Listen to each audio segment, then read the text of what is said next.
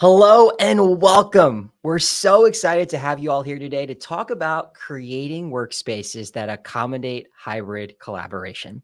Now, as people are joining, please take a minute, introduce yourself in the chat. Let us know who you are, where you're joining from, and what your role is. And while you're doing that, we'll introduce ourselves as well. My name is Preston Chin. I am the Director of Business Development here at Lucid Software, and I help partners build really cool integrations with our visual collaboration suite. And I've also worked at companies like the NBA, CBS, and currently I'm based in Seattle, Washington, remotely.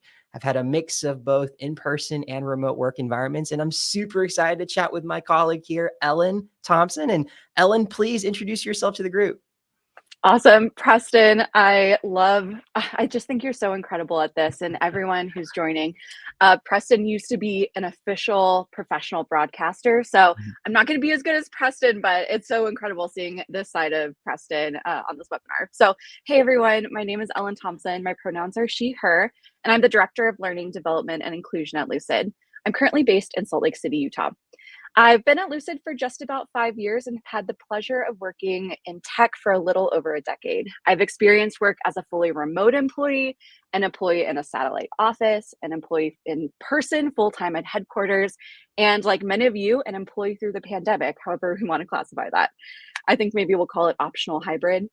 I'm excited to share some of my learnings and experiences with you here today.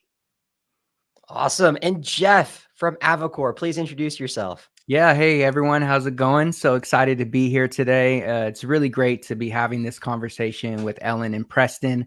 Preston, we are always so impressed by you and your background in CBS. You have that natural presence, and similar to both of the folks here, I love collaboration and communication. I grew up performing, doing public speaking across stages and impromptu, and it really taught me the art of communication and connecting people. And I'm really excited to be carrying that into a career now, doing that for over 10 years, trying to connect people over video before the pandemic, before it was the trend of how we work today. And it's been an amazing journey these past couple of years, just learning about all of the different ways that we can actually connect that has tremendous environmental benefits on the way of we can save on carbon emissions. So I'm all in for collaboration across a distributed workforce. I currently work at Avocor today, where we make interactive touchscreen components for the meeting space at the core of who we are, but are expanding that portfolio to really address the needs of our customers who are looking to really just make the best experience for their workforce. So I'm so excited to talk more about that today, and I'll hand it right back to you, Preston. Let's get it. And I can't help but notice the overwhelming number of folks who are introducing themselves all over. I saw Ake from Gibraltar. We've got Jessica from Toronto, Canada. We got Katie from San Antonio, Mark Mason from Edinburgh, Scotland. It is a wild party here. We got Yogesh from India. I'm super, super excited for all of you to be here. So before we get started, let's just cover a quick few housekeeping rules. So this webinar is being recorded. You can expect an email with a link to that recording within about a day or two from this recording. It'll be sent directly to your email that you use to register for this webinar. Now, that email will also include some additional resources, including a blog post, some more information about our products and how they integrate. Now, let's be clear here. We don't want this webinar just to be us talking at you. So please, just as you've done in this intro, please introduce yourself as much as possible. So, and also ask questions so that we can respond to them in our designated Q&A. And then finally, live captions are enabled for this webinar. So feel free to turn that on if you'd like. So let's dive right into the meat and potatoes. We are all here today because we know work has changed dramatically in the past few years. Obviously with the pandemic. Now, Ellen and Jeff, I want to segue here. How are Lucid and Avocor's workspaces actually set up today? Where do employees work? How do they work together? So Ellen, let's start with you. Yeah, absolutely. So Lucid has a hybrid first culture as of 2021. What that means is our customer facing teams are generally in the office on Tuesdays and Thursdays. Support roles at HQ are asked to be in the office mostly full time. So, for example, IT and office management roles. And everyone else outside of those teams has the option to go into the office, though it's completely optional. In fact, if we asked all employees within a 50-mile radius of our headquarters to work in Utah, in our Utah office on a single day, we actually wouldn't have enough desks for them. We also have offices in North Carolina, Amsterdam, and Melbourne. In the US, we have around 200 fully remote employees working across 30-ish states. So we're not only tackling time zones and cultural differences amongst a truly hybrid work environment. Yeah, that's super cool. I have to say that photo of one of your offices of that mountain range, I would be going into the office every day. And so, similar to you all here at Avocor, I think what's really unique about us is we're not just, advocates about this distributed and hybrid work model. We actually embody these every day in our daily operations. Our approach here is really to just champion the effectiveness of what it means to work in different scenarios. So what you'll see in our Portland offices is, like you all, we are embracing this hybrid model where employees are splitting their time between the office and at home. They're working there, 3 to 2 days a week. And then we give them the flexibility to maintain a balance, with working from home or working from anywhere, that allows them to maybe do different tasks within their workflow.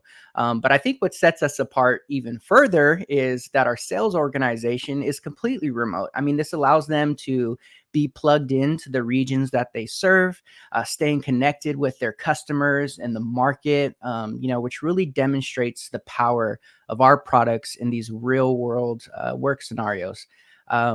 I think what's really unique about all of this is that when we can rely on technology today to allow you to enable just being effective, no matter if you're in person or working from home or working from a coffee shop, we really have the technology today to really manage different geographies and work environments, and really stoked that we can dive more into that. That's awesome. Thank you both for sharing that. And as you guys can see from Jeff's and Ellen's examples, every company has approached hybrid work a bit differently. But I think one thing that we can agree on is that there's still a lot that we Yeah. can do to make hybrid actually work, Mhm. especially when it comes to collaboration. So Mhm. we want to hear from you. Like, what are the most challenging aspects about hybrid work? Mhm. Please drop your comments, your answers to Mhm. that question in the comment section in this webinar. What have you found most challenging about hybrid work? And as we wait for folks to respond, Jeff and Ellen, can you give us your thoughts on what's been most challenging? Jeff, let's start with you. Yeah, we have our own challenges here at Avocor that we're facing, and the biggest one is just keeping a positive culture amongst change management. And we talked about this, I think, as we were preparing for this webinar. Is just change is a tough thing for everyone. Change in life, change in a new job, change in my kids going from 4 to 6. Right, change is definitely something hard to face in everything we do. So when it comes to work, I think that our biggest thing is just managing that change well. And I'm really stoked to hear some of Ellen's points on this. I think she's got some good hitters, but I think also at the heart of this, obviously, is our topics that we've heard before, ensuring clear and effective communication across these remote environments and with teams, maintaining that cohesive company culture, fostering equity and inclusion. And I love this one, and this wasn't told by me. It was told by a great manager that I've worked for. They said managing performance without micromanagement. So supporting that work-life balance that's going to prevent the burnout that I think we all could either have experienced or could possibly experience if we don't address this correctly. Totally. And I think what's really cool about this is we each have such different experiences, right? And this is about bridging the gap. And look, I've been on the every side of the aisle on this. I've been the manager who wasn't doing a good job being intentional about my team members' experiences.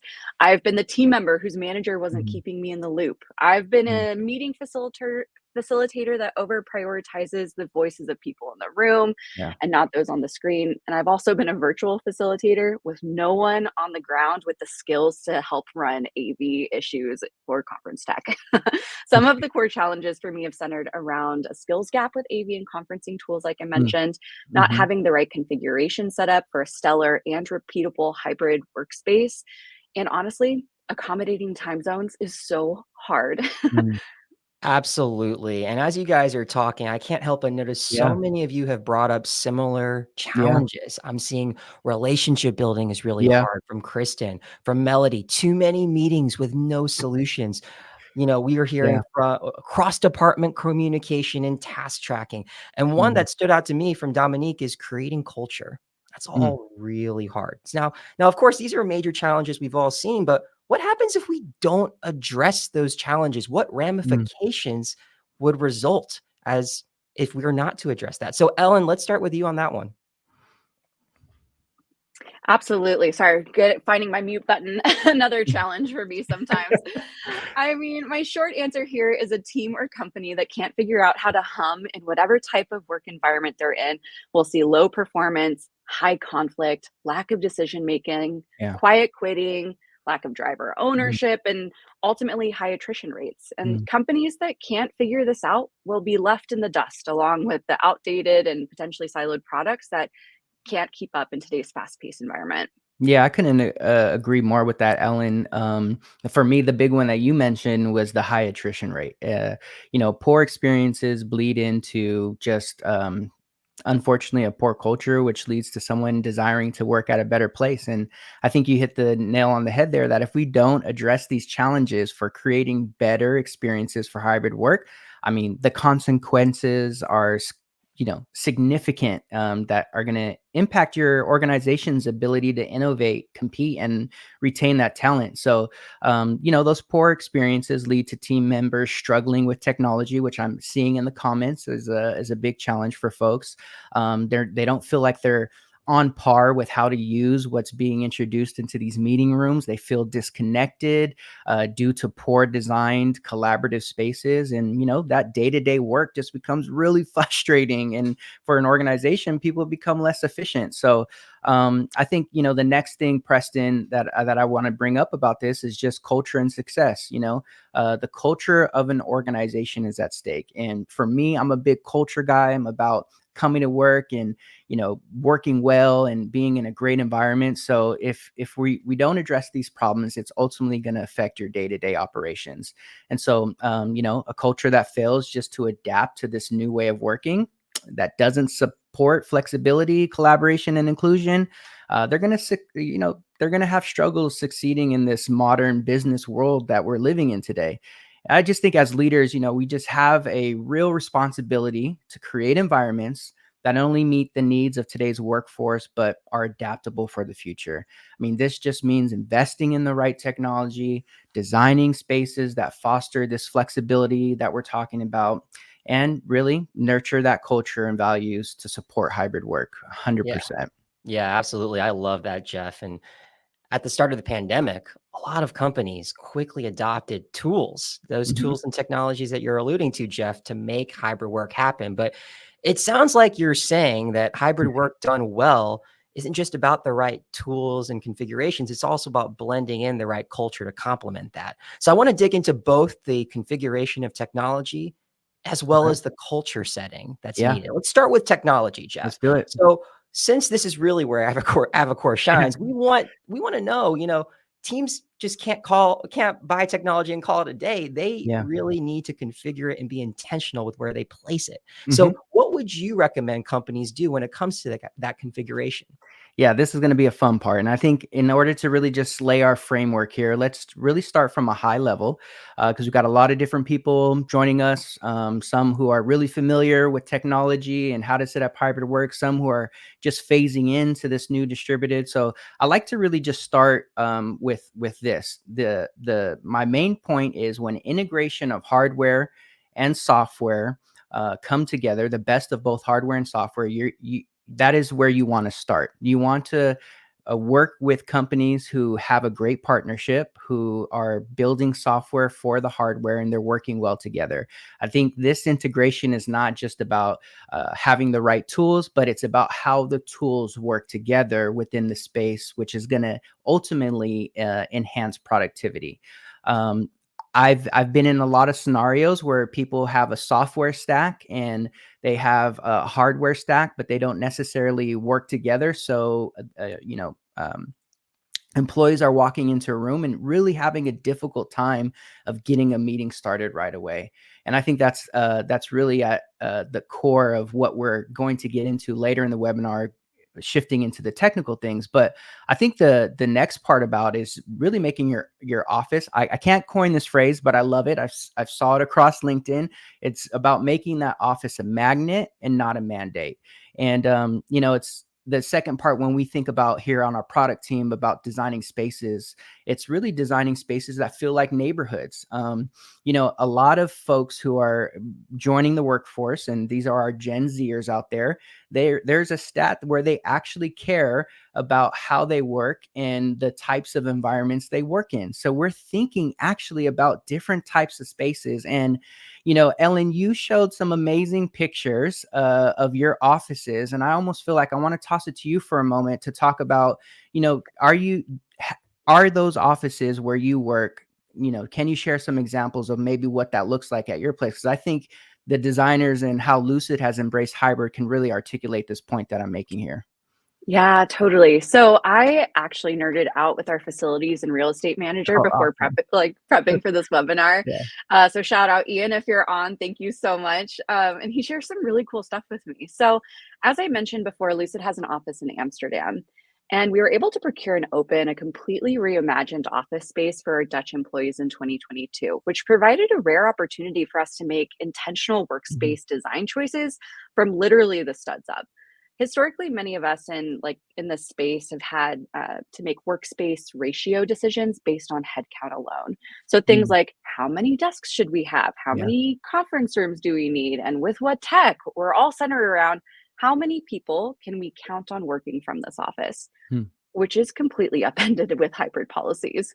So with our hybrid policy in place, we know that on the days that we're not mandating attendance, we're competing against people's home offices, a mighty opponent. Yeah. If we only treat the office as a place for people to work, we're going to lose. But if we treat the office like a tool that addresses the workspace needs of different types of work, we can offer more than people's home offices do. So I've got some pictures for everyone.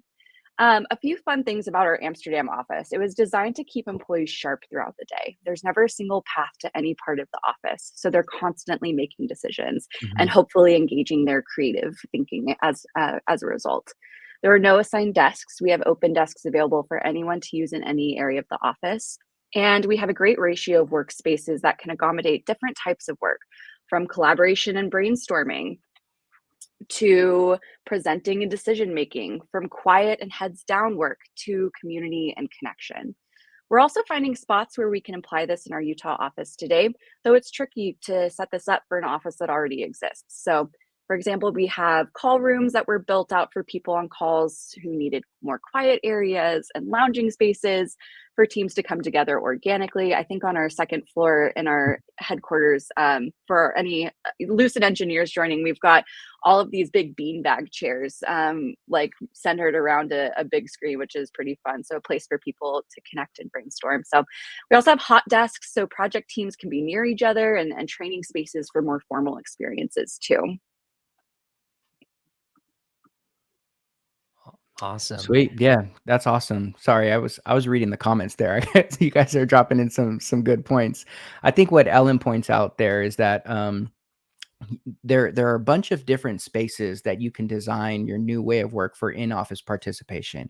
Your head down space, you saw that their offices have huddle type rooms, large meeting rooms when everyone's on board or maybe more people are in the office. And so, just to kind of recap some points that we're making here, and, number one is when hardware and software come together.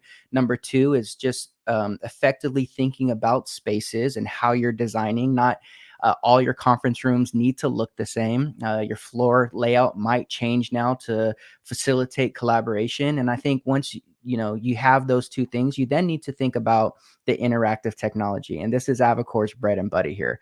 I think adopting interactive technologies like touchscreens display really take meetings to that next level of engagement and productivity. These technologies should not only integrate seamlessly with the top video providers, but also offer just superior audio and visual quality. Look, it really comes down to this stat that we're showing right here, is that 56% of meetings now involve video conferencing. And this just underscores the need for technology to support interactions without compromising quality.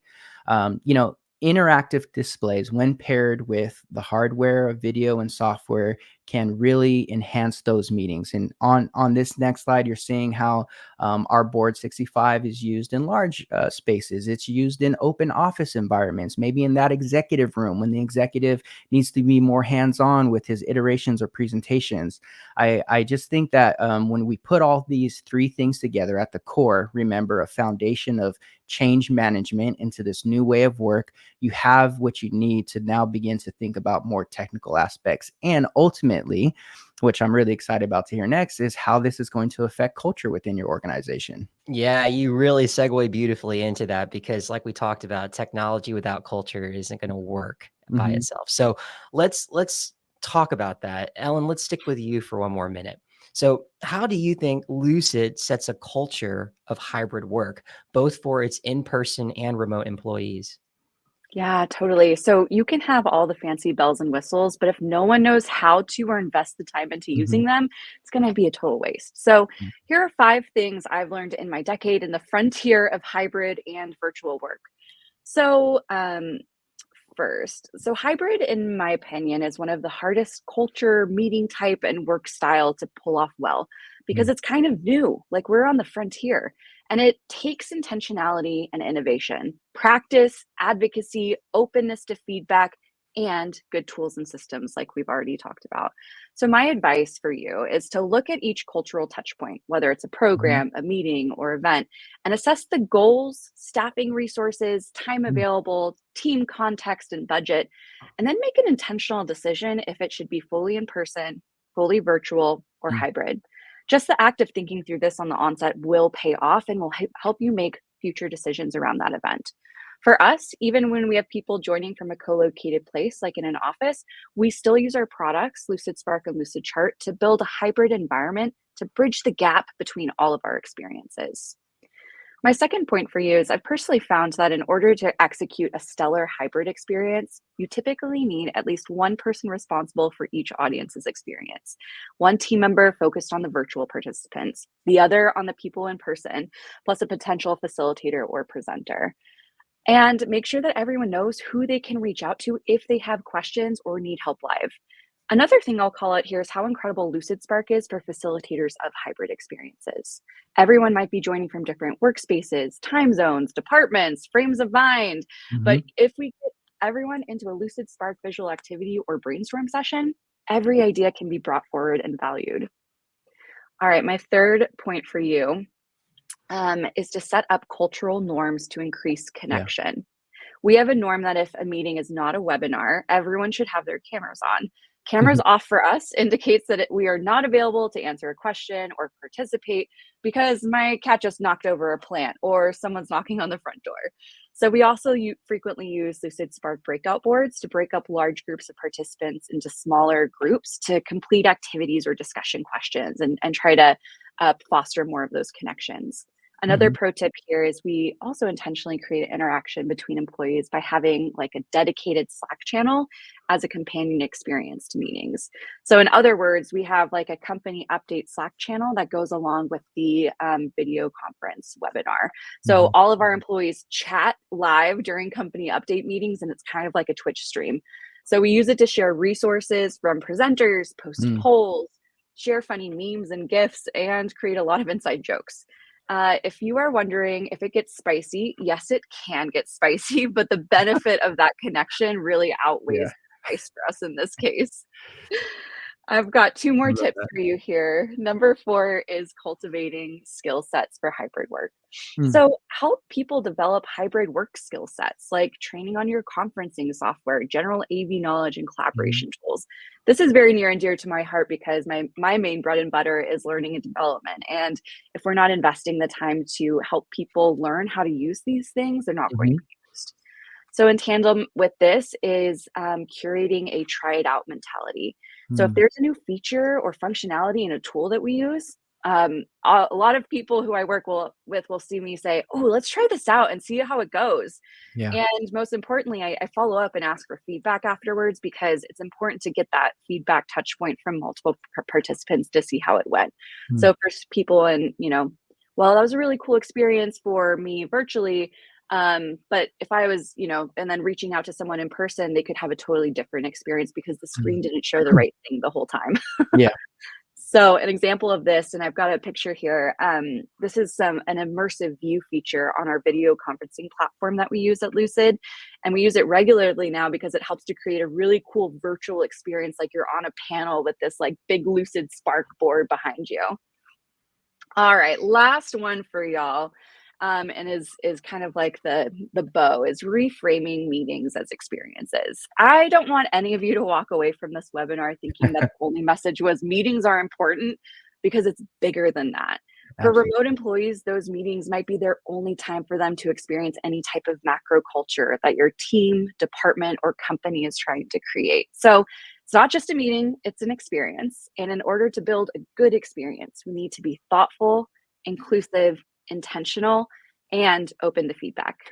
Yeah, that's something that I can certainly resonate with as a remote Mhm. employee at Lucid, feeling like, especially in our company updates, like that is an experience to go in the Slack and participate. Just like you say, it's like a Twitch stream, and I really appreciate that. So, Jeff, let's segue back to you. Let's say Yeah. that a team has installed everything that you mentioned. Okay. Cameras on HD, their Mhm, microphone's going to pick up everything. Hopefully, mhm, mine is, and a screen is mhm. ready for collaboration. But what would you add to Ellen's tips when it comes to setting up that right culture? Yeah, first of all, I have to say that meetings, transitioning to an experience, absolutely. I loved everything Ellen mentioned, and I want to partner with her well on this because I think what I'm going to mention here runs right alongside all of that. Beyond the tech, it's actually about using the technology. Like plain and simple, we have to use. I see in the comments right here, someone said camera on. Like I think every laptop today comes with a camera. Every desktop, you can pair a camera to. So having that camera on, absolutely. But in addition to that, it's about using the interactive screens that are deployed in these types of meetings. They're not just for presentations, but they're a canvas for collective brainstorming, problem solving, and those meetings that require some decision making. I would encourage team members who are in person in offices to actively use these screens during meetings so that they can foster the collaboration of those sitting in their work offices from home or at those coffee shops. When there is participation at the screen, it really makes for productive and involved, inclusive type meetings. Okay, I'll get off that pedestal, but the second point that I want to talk about is really establishing a culture of preparation and respect. This one is big to me. I remember I had a manager that said, no agenda, no attenda. And I can't coin that one either. I got all these great sayings, none I ever made up, but they're really good reminders just to encourage team members to share an agenda in advance. Utilize these collaboration platforms that we have now, from chat to Slack to Google Docs to Microsoft Teams and collaborative notes, just really ensuring that we can start meetings on time and end them on time, because every second counts and goes back to that bottom dollar within companies. And beyond that, it just shows a level of respect that everyone is contributing and setting that positive tone for collaboration. And the last part that I want to talk about, which really mirrors to what Ellen was making a point on was just promoting an environment of continuous feedback. And I think this is really important, especially from the leadership level, to be open to how your employees are experiencing these rooms. With all of this advanced technology and even AI at our disposal, we have to have that opportunity to experiment with these different formats, the styles of meetings, and really just provide the feedback to be given and to be received.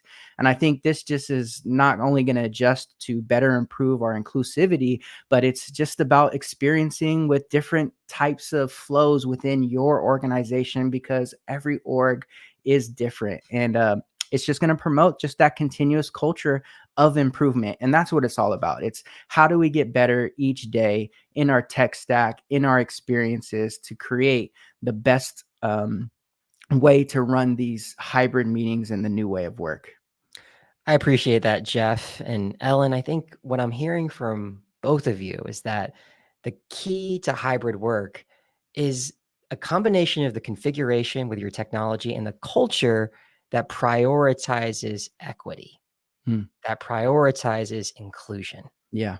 Right. And that's why I'm really excited about this as a partnerships person who is a part of our alliance of Google, Avocor, and Lucid to try to solve that problem of how do we create equity and inclusion in our hybrid environment. So our integration with Google Meet and the Board 65 brings the power of lucidspark into the meeting room while still including team members who are remote, aren't even in the meeting, but showing's better than telling. So let's just run the tape and show how this integration actually works. Let's do it.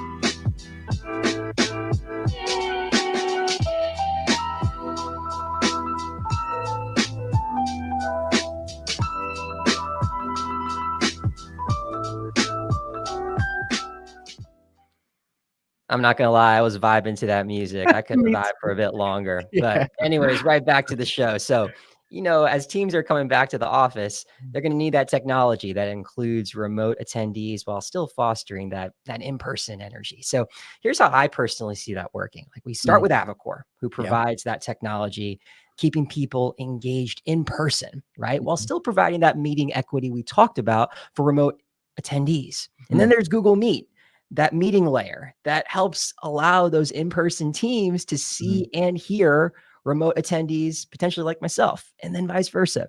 And then Lucid, the third piece of that triangle, which is providing that common working area for the whole team.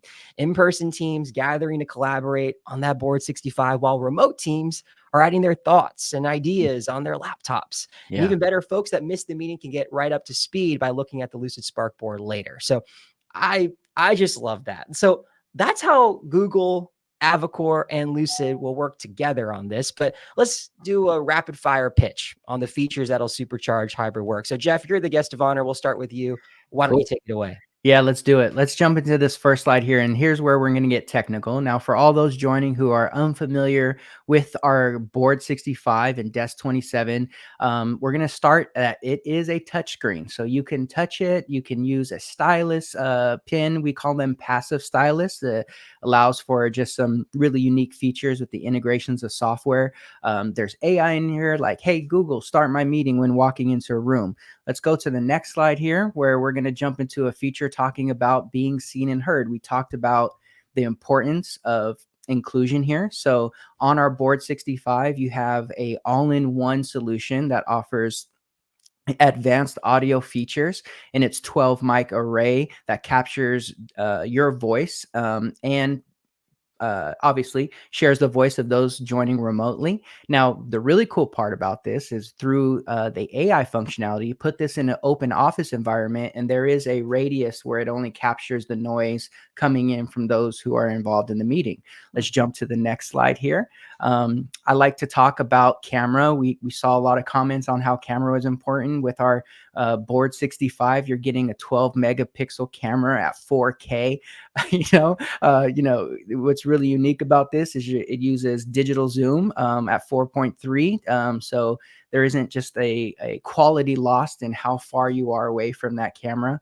The next part about our solution in our board 65 really is that it's built for collaboration. So let me pause and slow down and make this a big point. Earlier in our conversation, we talked about the ability to scale across different types of rooms, different environments. And here's where the board shines.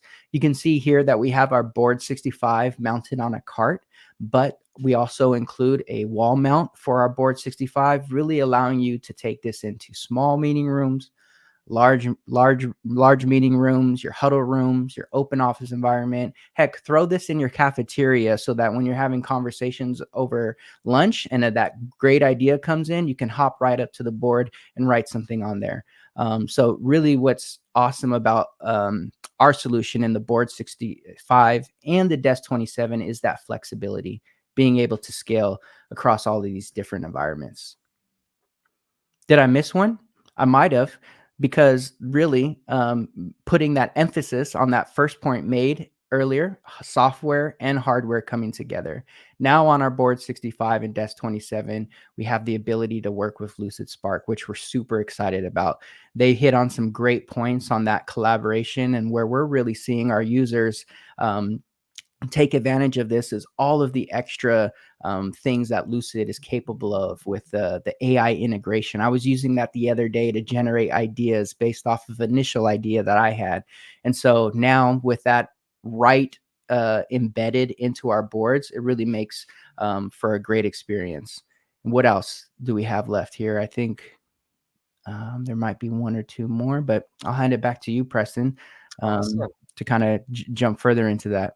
Yeah, I love it, Jeff. Well, Ellen, it's your turn. How can Lucid help with hybrid work?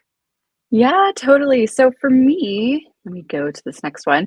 For me, the biggest advantage that Lucid creates for hybrid work is leveling the playing field and giving every person the ability to contribute. Like we've mentioned, right? We want to talk about equity and inclusion and how we can bring that into this hybrid model. So I do want to highlight 3 features that I find myself using the most for hybrid work. So we've got templates, facilitator tools, and visual activities. So templates are great for getting a conversation started. If you're in a room together working on a board 65, we can start with a template to skip the writer's block phase of any kickoff or brainstorming meeting. And then facilitator tools are huge for hybrid work. I can call all participants to me when I'm discussing a particular area of the board, or I can present the board through frames, which is actually what we're doing right now through this webinar. Both of these aspects really help align teams and avoid distractions. And last, visual activities are a relatively new feature, but they're so fun. It's such a cool way to get a quick temperature check and hear from everyone in and outside of the room. But at the core of our product for me is increasing the ability to connect with each other and ultimately help teams see and build the future. I love that. I love that. Thank you both so much for that. And I hope you all are as convinced as I am. So, look, if you're curious about getting started with a Board 65 or a Lucid Spark, we'll send lots of resources after this webinar. And I want to save enough time for everyone's questions. So, let's quickly wrap this up. So, Ellen and Jeff gave you great advice, but it might be hard to get started. So, here are some next steps that I would recommend. So, if you're working in an IT, AV, or workspace management role, start with an audit of your hybrid workspace tooling. Yeah. Do you have the cameras and the speakers that Jeff talked about? Are they set up in the right way, configured to encourage that collaboration? And do you have an infinite canvas to connect in-person and remote attendees? Have you trained your teams on how to collaborate with a hybrid approach? And for those in any other role outside of the 3 that I mentioned, it's all about practicing that meeting equity and inclusion that we mentioned. The next hybrid meeting you're in, make sure that remote and in-person attendees are participating equally. And if they're not, start by pausing, ask for a different opinion, or even if it's easier, share a Lucid Spark board to get everyone's thoughts on our canvas. And if Jeff or Ellen mentioned a tool or an idea that you want to start using at your company, let your IT and workspace teams know. All right. And with that, let's open it up to questions. Yeah, that was a great wrap up there, Preston. Really appreciate you emphasizing those points. I think that's really at the heart of what we were trying to get across today, for sure. Fantastic, fantastic.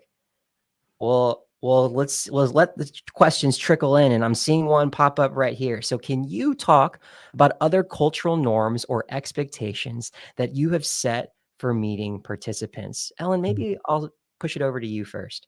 Yeah. So one of the things that we've done at Lucid is we printed out like a hybrid meeting etiquette checklist, and we have it printed and laminated in every single conference room right next to where you start the meeting. So it's hopefully spurring a top of mind moment for whoever's running the meeting to think through, all right, well, is there a chair in front of the camera? Mm. So blocking participants' views, can we do an audio check and make sure everyone can hear? Thinking about, how are we encouraging participation and bringing in that meeting equity? Jeff, do y'all do anything interesting in Avocor on this one? I don't like to overcomplicate this one because I think we want to keep meetings simple, right? And so for us, our top biggest cultural norms that we promote is video on when possible. So don't do that while you're driving, because some people I know have to take calls from the road. So video on, clear meeting agenda, and any materials sent in advance. I think maybe I didn't mention that one, but if there are documents that you're going to be reviewing for meetings, send those in advance ahead of time. And I think just having, someone set up as a moderator or facilitator, right? So I think Ellen touched on this earlier, making sure someone's attentive to those who are on the far end, asking them, participants. So if, Preston, do you have a question if he's taking that meeting from home, or what input do you have? So yeah, I think, and the last one, I think, which is a great tool. So if your platform that you use supports it, is recording the meeting. With the AI summaries and the capability that AI is doing to recap for those who cannot be in attendance, because there is meeting overload nowadays, is recording those meetings so that people who aren't in attendance also feel like they're still a part of the conversation and can catch up, especially stakeholders that might be involved in those decision-making processes. I love Awesome. that. And Jeff, maybe one other thing to add on this is we really have a uh, we have a expectation on employees that we like to communicate. If there's something Mhm. we can fix, like Mhm. bring it up. Yeah. That feedback and like cultivating that culture of feedback, so that way we can understand what we can be doing better is really helpful for us, because I worked at companies in the past where remote employees were too scared to speak up. And so I would Mhm. get like a Slack message and say, hey, can you ask this person, like, can you ask the Q&A moderator in person, like this question for me? I'm too scared to speak up. And at Lucid, luckily, we don't really have that sentiment. People just feel, hopefully, and that's what we try to cultivate, Mhm. a sense of like psychological safety of bringing things up. So that way we're able to be our best and bring Yeah. our best forward and problem solve together. Yeah, totally. That makes a lot of sense. Yeah. And what are some of the ways that those facilitating a meeting between in office and hybrid team members can make sure that everyone's engaged and able to participate? Yeah, Ellen, Jeff, I'll do you want start to with go on you. this one? Oh, I Yeah. can go first. Go for it. Yeah. So, like I mentioned before, having somebody designated and responsible for every audience has been my hack. So, having somebody who is handling all of um, the webinar participants, and we actually have a team on the back end who are helping us and bringing all the questions forward. So, this is a great example. They're pulling the questions forward for us so we can focus on answering your questions and prepping for the next one. And we have somebody who, and we don't have anyone in person right now, but if we did have someone in person, we'd have that same role for someone for the in-person attendees. So I Mhm. think that's really important. The other thing is interaction. Jeff, you talked a lot about this too, and bringing in those activities and being very collaborative, I think are so core. If you're in a meeting and it's crickets, you can feel that you're not getting anything done. And the more voices we can have at the table and the more interaction we have together, the Mhm. bigger problems we're going to be able to solve. But Jeff, would love to hear Yeah. what your thoughts are on this. Yeah, I'm going to tackle this one as well as a question I see in the comments about just how do you get people to engage on camera and having that on. And I think that aligns with what we're talking about. I think just first, fostering engagement. You brought up a lot of great points. I think using an interactive agenda, so incorporating like a Q&A, like throughout maybe the topics of discussion. What do you think about this, instead of here's the next topic, let's discuss through. So asking questions throughout your agenda is really important. I know we use the breakout capability within our software. So on our larger brainstorming where there's participants, maybe having like a 5-minute breakout session to split up that agenda on the different topics is really unique in getting people engaged, because you go from maybe a 12-person where there's little time for speaking opportunities to a 4-person group where you can facilitate more conversation. I definitely think it's about the visuals and the media. So Lucid is a great tool to partner with your meetings so that people can throw up maybe an idea or topic. And then as far as like, promoting like actual physical, like on camera appearance, one thing we like to do is just set the expectation early. So in that meeting invite, encouraging, hey, everyone, we're really excited to get on this video meeting where we'll have our cameras on to see each other for those we haven't connected with in a while. And then I think it's about sharing why. It's about setting those cultural expectations, having the camera on. It just, it builds trust. It makes meetings feel more personal, more effective. And we have to lead by example too. So I know I've gotten on some of my upper management, asking them why their camera wasn't on, like a side conversation, just saying, hey, you all, you set the tone of our company. Was there a reason why you didn't have it on? We are trying to promote this. And so keeping people accountable in a very nice way also helps. And so, I think if you do notice someone who's constantly having an issue where they're not turning on their camera, offer support. I think that's what it's about, is reaching out and say, hey, maybe they're not proud of their camera quality. Maybe they need a hand to get a camera suggestion, or they haven't used that stipend for the hybrid work environment to go out and use what's best. So you never really know what's at the heart of it. But I think setting expectation, keeping communication lines open really helps to not only promote engagement, but foster active participation. That's awesome. Great answer. And I couldn't agree more with everything you said. Well, segueing over to the next one, this is actually one that kept coming up in the early part of this webinar when we asked for the challenges people were facing. And a lot of folks were saying building relationships with remote employees is really tough. How do we handle that? So, Yeah. Ellen, what are your thoughts on this one?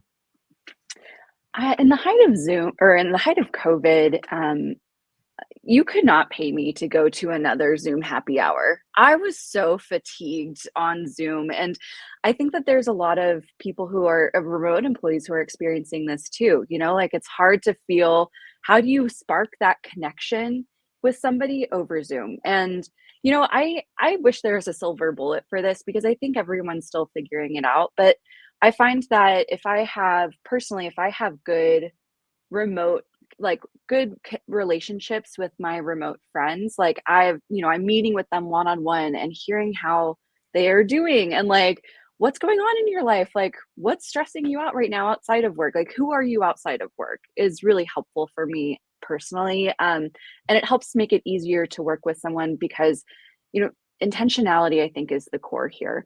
Like the more intentional we can be, because we're not having those those water cooler chats in person, it's really hard to recreate that. So instead of letting that happen organically, we have to be more intentional in a hybrid space with our remote friends. And I think it's really like built on that relationship of trust and understanding each other. So I think that's kind of at the core of it for me.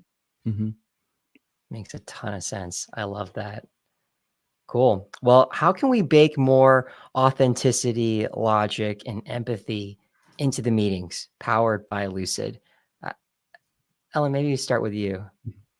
Yeah, totally. I love anyone who I work with knows I love a good framework. So I'm gonna go look up authenticity, logic, and empathy after this and get a little more familiar with it. But one thing that Lucid does, I think visual activities are a really great way to bring in that authenticity, right? Where you're, you can do a fun icebreaker activity, and yes, it might feel contrived, but leaning into it a little bit, like, let's vote on, what are your opinions on, is a hot dog a sandwich, or what's the other one? Have y'all heard of that? Is it a Like, hot dog, a hot dog, or a sandwich? yeah, like, so, like a visual activity on that, like, spark some connection and get people laughing and getting to know each other. And we've got some templated visual activities on fun little icebreakers like that, which can really help to build those connections in a team. And maybe you laugh a little bit for 5 minutes at the start of the meeting, build that authenticity, and build some connections there. Mm-hmm. Makes Totally. a lot of sense. Yeah. Preston, what do you think? Yeah, You're an let's expert on throw the this question too. back to you. Yeah. Yeah. No, y'all are the experts. I mean, look, what I would say when it comes to building authenticity, one, what I've done personally is, as a remote employee, I'm pretty intentional about the one-on-ones that I set up. So whether it's direct colleagues, those that are tangentially related to my field, I do this with our partners. I do this with my colleagues. I do this even with folks that are based in Seattle that are also Lucid folks, meeting them in person whenever I can. And that periodic one-on-one schedule, I'll literally have it in my calendar carved out as like one-on-one periods where it's every 2 hours. And I might have a block out, every 2 weeks. I'll cover something that way. So just being very intentional about how I schedule it is at the forefront of it. And then even when it comes to visual activities, I love, and once you guys can see it, it's all about being able to see the differences of opinion, right? That's where the conversation starts. So like Ellen might think that a hot dog is actually not a sandwich, and I might think it is, right? And then that discrepancy of opinion allows you to, shall I say, get into a more sparky debate. So yeah, it's definitely anyways. a sandwich. It's definitely a sandwich. Just kidding. Awesome. Let's segue to the next question. 50% of our tech hardware is Apple. Is Avocor going to collaborate with them in the future? I love Jeff, this question. Segue to you. Yeah, I'm a big Apple user too. So shout out to this user. I love that the hardware you are using are Apple. I'm a big Apple person, and you're lucky to have me on the product team at Avocor, who loves Apple. So I would say today our products work with Apple.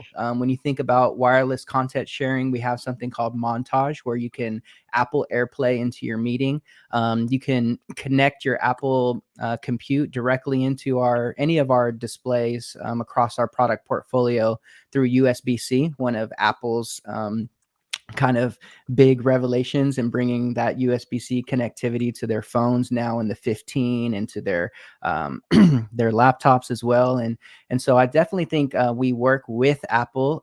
There is I can't say at the moment no direct connection into developing something together, but the great news is that our stuff is OS compatible for their Mac OS.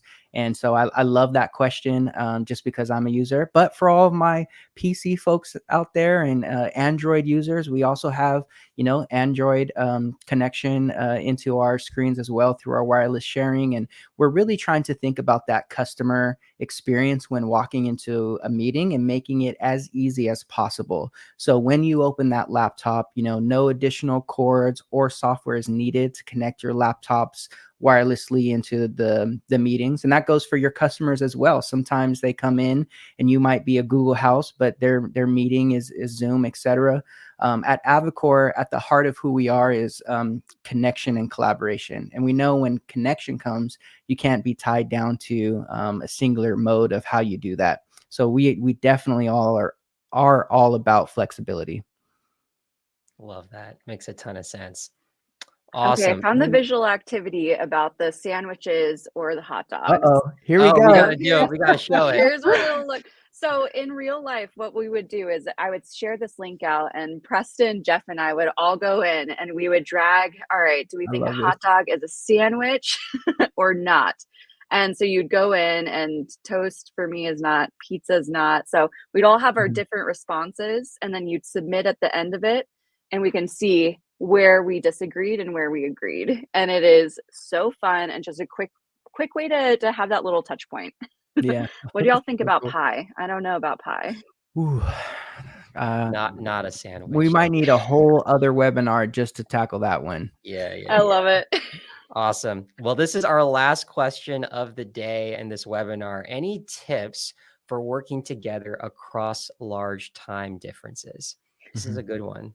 Ellen, any thoughts here? Oh my gosh, it is so hard. This is a really tricky one. If I had two wishes, it would be to have an answer for time zones, because I think that's a really hard one. And the other one is that everyone would read their email.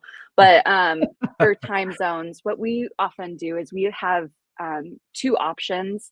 So we try to find the one, first and foremost, find the most common times and have those be like the slots, right? Like for us, it's 9 a.m. Mountain and 4 p.m. Mountain. And we go to those time zones, and or we have those slots. So we have an AM and PM option. The AM can hit our Amsterdam and East Coast friends, and then the PM hits our West Coast and our um, Melbourne friends. And then Utah employees or anyone in Central, or they have the choice of AM or PM. So we try to make it equitable and offer options. We also do a lot of recording watch parties. So we coordinate with the offices and say, hey, we're doing a webinar. It's at 12 p.m. Mountain. Sorry, it's 2 a.m. your time. So if anyone's on, they should go to bed. They shouldn't stay on and work for this. But we've got the recording. Would y'all want to, watch parts of it and then do a discussion live? Would you want to distribute this to the team? It's an option available for you, because a lot of the stuff that I'm doing are like workshops and webinars and stuff. So we try to make it as equitable as possible, but sometimes we only have one time slot we can do with one facilitator, and that's what it is. And what we can do around that, though, is be, like we mentioned before, intentional about how we're engaging with those people, building good relationships, and trying to meet them in the middle where we can. So if our Dutch employees came to me and said, hey, we want to do a Clifton strength session, and we can only do this time, like I would try to accommodate that and like wake up early and do the session for them, because they do. So they, where I can, I try to flex and trade favors, I guess. Jeff, what do y'all do? How many time zones are you working with? I live this every day, as our marketing team is mainly based out of the UK, and I'm here on the West Coast in sunny California. Not that the UK is not sunny, it's actually beautiful. But I think what we do is we actually rotate meeting times.